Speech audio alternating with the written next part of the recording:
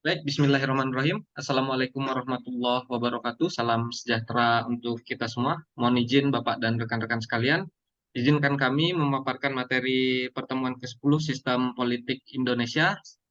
Saya dan Bang Farhan Abdul Ghani mengenai materi partai politik dan perkembangannya di era sistem pemilu. Yang pertama ada pengertian partai politik. Berbicara mengenai partai politik, menurut Undang-Undang Republik Indonesia Nomor 2 Tahun 2008, partai politik adalah organisasi yang bersifat nasional dan dibentuk oleh sekelompok warga negara Indonesia secara sukarela atas dasar kesamaan kehendak dan cita-cita untuk memperjuangkan dan membela kepentingan politik anggotanya, masyarakat, bangsa, dan negara, serta memelihara keutuhan Negara Kesatuan Republik Indonesia berdasarkan Pancasila dan Undang-Undang Dasar Negara Republik Indonesia tahun 1945. Selanjutnya, pengertian partai politik menurut para ahli. Menurut Budiarjo, partai politik adalah sekelompok orang yang terorganisir, yang anggota-anggotanya mempunyai orientasi, nilai-nilai, dan cita-cita sama. Tujuan kelompok ini ialah untuk memperoleh kekuasaan politik dan merebut kedudukan politik, biasanya dengan cara konstitusional untuk melaksanakan programnya. Sedangkan menurut Giovanni Sartori, partai politik adalah suatu kelompok politik yang mengikuti pemilihan umum dan melalui pemilihan umum itu mampu menetapkan calon-calon untuk menduduki jabatan-jabatan politik. Lanjut, menurut Robert K. Kerr, political party is one organization that attempts to achieve and maintain control of government and rule. Yang artinya partai politik adalah suatu organisasi yang berusaha untuk mencapai dan memelihara pengawasan terhadap pemerintah. Peran dan fungsi partai politik. Partai politik telah menjadi ciri penting dalam sebuah politik modern karena memiliki fungsi yang strategis.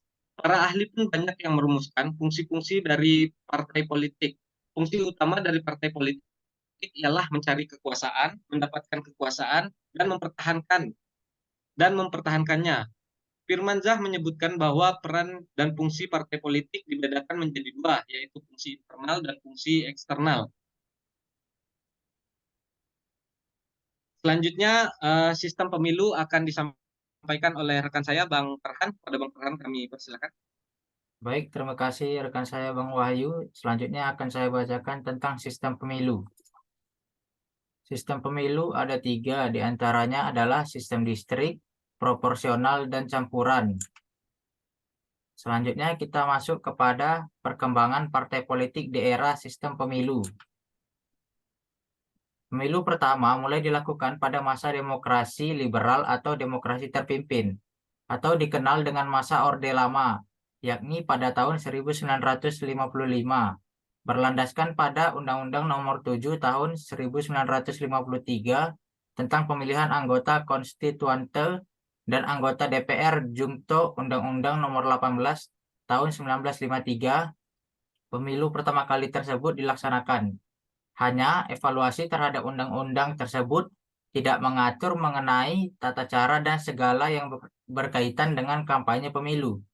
Kemudian pada tahun 1954, sebagai peraturan pelaksanaan undang-undang tentang pemilu tersebut, dibuatlah peraturan pemerintah nomor 9 tahun 1954 tentang menyelenggarakan undang-undang pemilu serta peraturan pemerintah nomor 47 tahun 1954 tentang cara pencalonan keanggotaan DPR atau konstituante oleh anggota angkatan perang dan pernyataan non-aktif atau pemberhentian berdasarkan penerimaan keanggotaan pencalonan keanggotaan tersebut maupun larangan mengadakan kampanye pemilu terhadap anggota angkatan perang.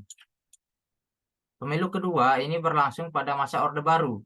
Pemilu ini masih menganut sistem multipartai, tetapi terbatas, yakni sebanyak 10 partai politik. Namun, pada pemilu tahun berikut-berikutnya, sebagaimana dijelaskan sebelumnya, Soeharto melakukan fusi terhadap partai politik sehingga hanya 3 partai politik yang menjadi peserta pemilu, yakni PDI, P3, dan Golkar sebagai mesin pemerintahan. Pemilu yang dimaksudkan adalah pada tahun 1977, 1982, 87, 92, dan 97 yang semuanya dimenangi oleh Partai Golkar. Dominasi Partai Golkar yang begitu kuat dan selalu memenangi pemilu menjadikan kedua partai lainnya hanya sebagai tanda kutip peramai.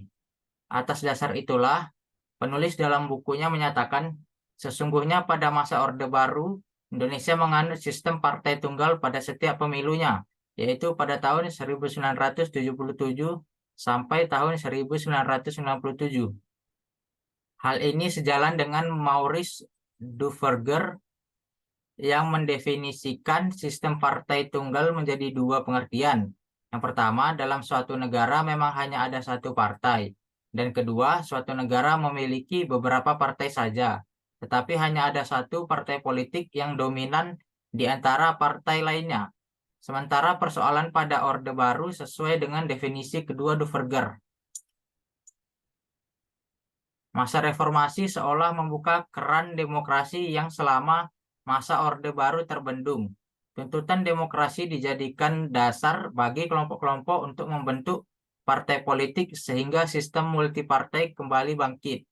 Kondisi ini menyebabkan membeludaknya jumlah partai politik yang mendaftarkan diri sebagai peserta pemilu tahun 1999. Sementara itu, sistem pemilu era reformasi ini masih sama dengan pemilu sebelumnya, yakni sistem perwakilan berimbang atau proporsional dengan stelsel daftar dengan berdasarkan pada pasal 1 ayat 7 Undang-Undang Nomor 3 Tahun 99 tentang Pemilihan Umum. Kesimpulan yang dapat kita ambil adalah pelaksanaan pemilu dari tahun 1955 hingga terakhir pada 2015 mengalami dinamika politik, hukum, serta sosiologis yang berkembang dalam kehidupan masyarakat. Rezim pemerintahan bergantung pada siapa yang memimpin. Artinya masa demokrasi liberal, demokrasi terpimpin atau Orde Lama, masa Orde Baru, dan masa reformasi yang telah digulirkan. Tiap-tiap rezim memiliki kekurangan dan kelebihan, tetapi keberadaan partai politik merupakan pilar yang berwadahkan sistem pemilihan umum yang menentukan bagaimana suatu rezim dilaksanakan, baik atau buruk. Oleh karena itu, perbaikan keduanya merupakan keniscayaan yang harus terus diupayakan. Baik, sekian dari kami tentang materi pelaksanaan pemilu pada sistem pemilu. Lebih dan kurang kami mohon maaf. Wabillahi taufiq wal hidayah. Wassalamualaikum warahmatullahi wabarakatuh.